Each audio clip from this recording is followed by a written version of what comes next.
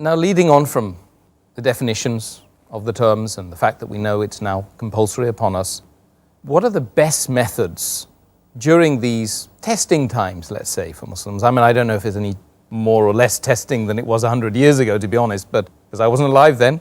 But I think that we need to know during this particular time, with these particular attacks on Islam that you see prevalent in the media, what are the best methods that we can utilize in order to give dawah to non-Muslims?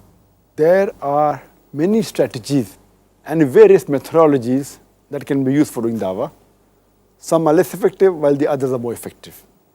The most common method used is that whenever a Muslim meets a non-Muslim, he speaks 100 good things about Islam. Even if the non-Muslim agrees with the 100 points that have been mentioned to him regarding Islam, yet he will have a few negative points at the back of his mind.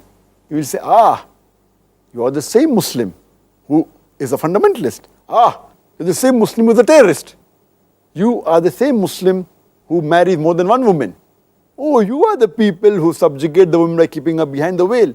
These few negative points at the back of his mind will prevent him from accepting the beauty of Islam. That's the reason, whenever I meet a non-Muslim, I ask him up front, ask him the first question. What do you feel is wrong with Islam? With your limited knowledge, whether right or wrong, what do you feel is wrong with Islam? And I make him comfortable. He can criticize Islam, he can attack Islam, he can criticize the Quran, and I make him comfortable that he can ask any question. What does he feel is wrong with the religion of Islam? And after I make him comfortable, he poses about 4 or 5 questions.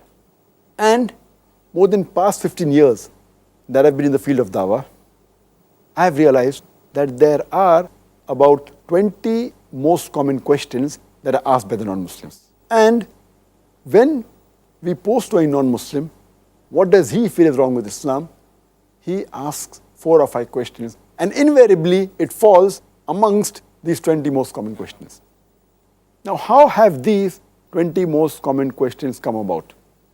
They have come about in the mind of the non-Muslim depending upon how the media portrays Islam.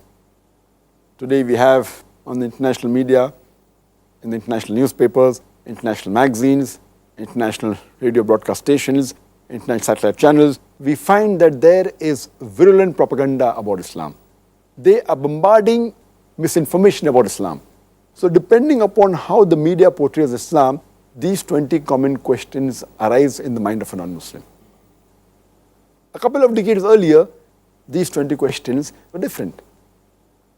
Maybe a couple of decades later, these 20 common questions will change. Depending upon how the media portrays Islam, these questions arise in the mind of a non-Muslim. And I always say that if every Muslim knows the logical reason and the scientific reason regarding the answers to these questions, with the quotation from Quran, Hadith, and other religious scriptures, even if he cannot convert the non-Muslim, at least he can neutralize the animosity which is there in the mind of the non-Muslim. It will be the best tool. And I've written a book on this topic, Answers to Most Common Questions Asked by Non-Muslims. And if a person memorizes this, inshallah, he will be able to remove the animosity from the minds of the non-Muslims regarding Islam. Inshallah. That's excellent, and may it continue to be a benefit, all of this knowledge which you've, alhamdulillah, been able to move forward in the field of dawah, inshallah.